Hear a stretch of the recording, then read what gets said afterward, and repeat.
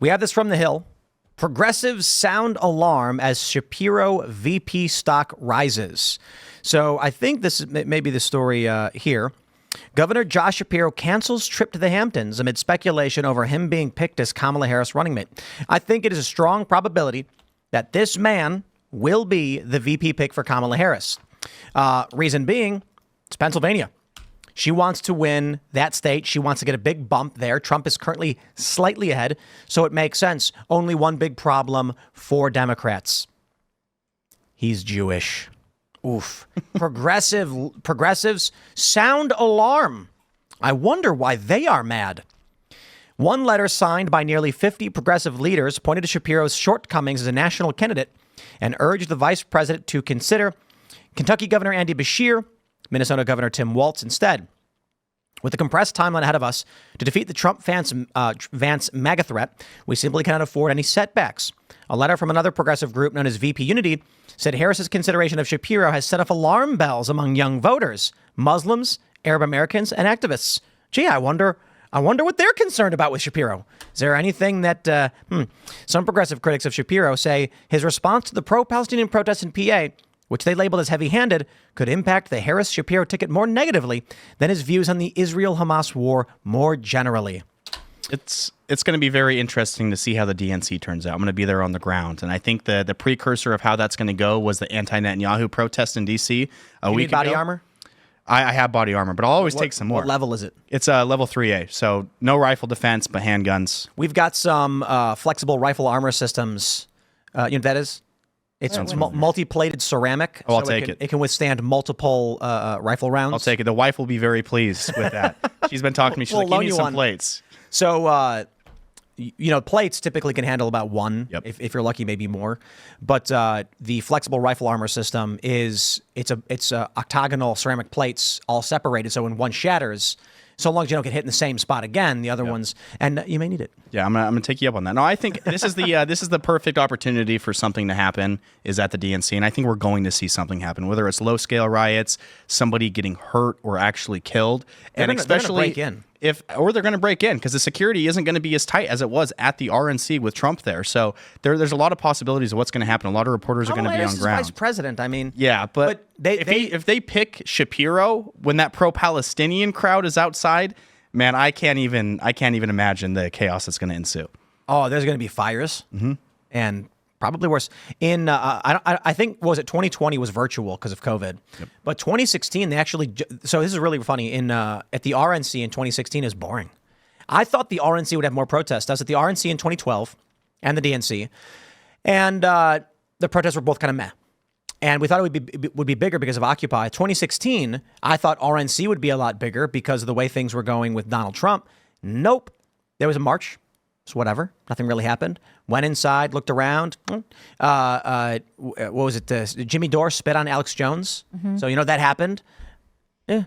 And then at the DNC that year, they had much taller barricades. And the far left were there in the thousands, and they were rioting. And they were trying to jump the barricades. I think they actually did jump the barricades, and it was chaos. And it was actually surprising. I was like, I didn't realize the DNC was going to be the crazier one, but it's because they shafted Bernie Sanders. So now I'm wondering what the progressives are going to say when there wasn't even a primary, when they completely shut out any possibility of a progressive candidate and installed Kamala Harris. And I think that the biggest concern with them is going to be the fact that they realize that this administration, no matter what, is going to be pro-Israel. And we know that this is the exact opposite of what this crowd currently protesting is advocating for with the Netanyahu stuff.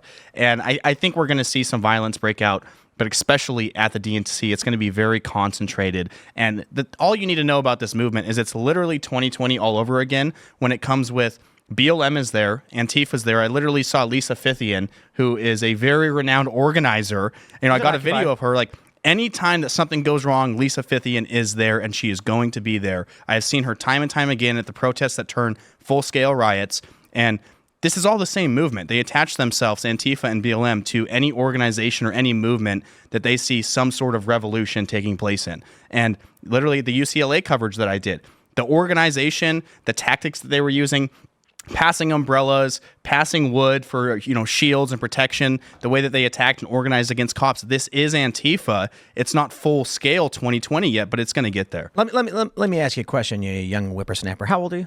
24. 24 years old. I'll tell you, back in the day when I was 25, talking 13 years ago, and I'm down at Occupy Wall Street. I had my run-ins at these events with the Antifa. We didn't call them Antifa at the time. We called them Black Bloc because they weren't really aligned with anything. They weren't anarchists. They claimed to be, but they weren't really. At least 15 was down there. And there was a group that we referred to as the tourists. These were activists that appeared at every protest all across the country and internationally.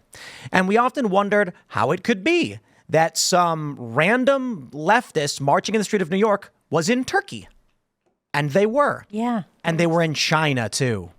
And that was very strange. When I saw one of these tourists marching at a protest in China, they were posting the videos. I was just like, how in China of all places? Now the Turkey one was hilarious because I'm just thinking like these people are CIA, dude. Yep. Like you're in Turkey. Several of these same people, and it's a coincidence? Dude, spare me. Well, and Lisa Fithian especially, her case is very weird because she's been around for a very long time. Like you said, she was around with Occupy even before that. She's like 67 years old. Yeah, and she is not stopping. But seriously, almost any time that I have been in a full-scale riot that kicks off very fastly and aggressively, Lisa is somewhere to be found. There's a picture of her snapped. You run into her on the ground. I had a confrontation with her in 2020 about the Sunrise Zoom calls. And, then, of course, she just threatened me and said she should have brought her pepper spray, whole 9 yards. But it's like the same people. There's no coincidences when it comes to organizing a riot. Well, these people are probably working for intel agencies of what they do, and I can tell you this firsthand, having been at these organizing meetings, is a small group of individuals planning what they call direct action will say, how many people do we expect to have on this day? Okay. The plans usually break down to slightly more complicated than this because they'll say something like, once we get to Fifth Avenue, we'll make a left, blah, blah, blah. But they usually revolve around, at this time, we're going to have one of our guys go into the middle of the crowd and throw a bottle at the police. Yep. And that will cause the police to attack the crowd. Now, what they do is they'll go to the university and they'll say, hey, why don't you join our peaceful march for insert cause? These people will be like, sure. They'll then show up on like the day of, and they'll go to people and be like, hey, you're going to come to the march. It's going to be a lot of fun. It's a peaceful march in support of this. You support this, don't you? They rally as many people as possible to show up. These are normie college students who don't really pay attention, have heard a little bit in school about, patriarchy or something. And then they're marching down the streets doing nothing. People are chanting. They have no idea what they're chanting. My favorite story that I love to tell is when they were chanting anticapitalista, anti-capitalist, and the group was saying gibberish. And I was filming one guy and he was like, Antiba Bida Bisto. And I was like, what are you saying? And he's like, oh, I'm just chanting. I was like, I know, what did you say? And he's like, I don't know. That literally is exactly what's happening at these Palestinian protests right now. And what happens then is, that's the goal of the direct action. They want to get as many of these people who have no idea what's going on and are bored to show up. Then they will intentionally go into the middle of the crowd of normies, chuck a water bottle at the cops. The cops will then declare an unlawful assembly, and the people in front will be like, what? And the cops will start shoving with their batons, and these 20-year-old women are going, I'm being hit. I don't know why I'm being hit. And then they're freaking out. One of two things then happens.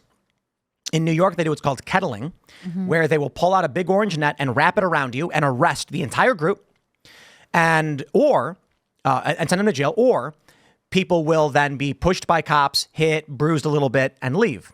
In either circumstance, after the normie is struck by the cop, being totally confused to what happened, that's when the far leftists come in and say, I saw that cop hit you. Man, cops are evil, aren't they?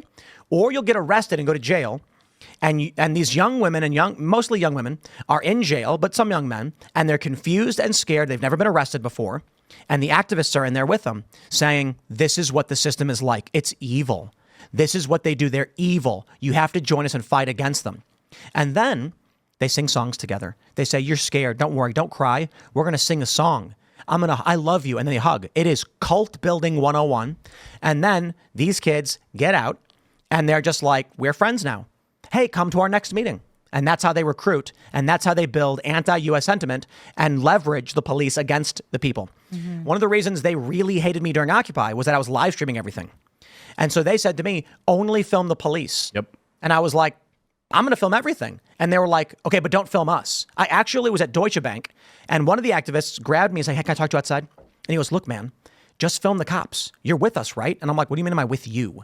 And they're like, you want us to win? And I'm like, win what, dude? Yep. And he's like, we want to topple this. We want to change things. And I was like, okay, well, don't be evil. And he's like, dude, the cops are evil too.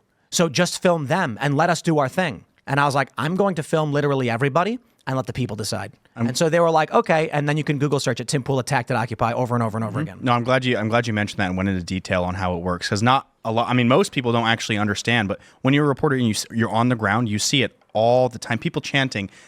Literally, they have no idea what they're even there for. They were just dragged into it. And, you know, I saw that firsthand at UCLA, where you had a lot of college normies. You had people that literally weren't even students there, and they were just there because they were told to be there. And then the police, start attacking, even though they were, organized first and attacked first. And then now you have all these people getting slowly radicalized. And especially in Portland, when it comes to they would always tell you, and in Portland's different, you have to dress up in black bloc. They will attack you on sight if they see press. And, they're not friendly at all. And this is what led to me recording only on my cell phone, because why am I going to bring an expensive camera if they're just going to shatter it and make me a target? So you dress up in black bloc, and then you either talk to the police beforehand, let them know that you're going to be there, some sort of identifying mark that you have. But my tactic and other reporters is you always turn your back on the police, because you're expected to only film the police because they're the bad guys. And, you basically show them a blue line flag or something along those lines. So then they see you and they're like, okay, why is this guy flashing that? It must be a reporter. And it works.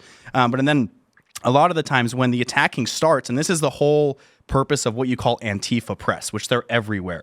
And they're literally to dox people that are real reporters and are actually going to document faces and document what's going on. But then they spin the narrative afterwards, because they're filming the police.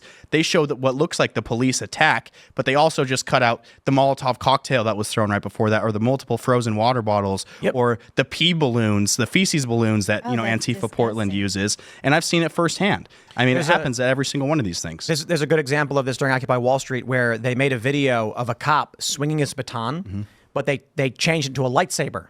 And the cop is just wildly swinging at people, and it's crazy. And the narrative they framed was cops violently attack peaceful protesters. Of course, they cut out the first 10 seconds where they hit the cop first, where they were shaking the barricades in unison together, and then one guy knocked his hat off. He stumbles backwards, and then he holds his baton to the side and pushes them. They push back. He pushes them again. They start pushing against him, so then he starts swinging, and they go, got him. This is the exact same thing that literally happened in D.C. like a week ago. Is the march, I already knew something was going to happen. You can get that feeling when you've been on the ground long enough. And that first barrier outside the Capitol, I was like, this is the clinch point where something's going to happen. And I'm standing there, and then the police are perfectly fine, not gas masked up, not in riot gear, nothing. They're just holding their bikes, holding the police line.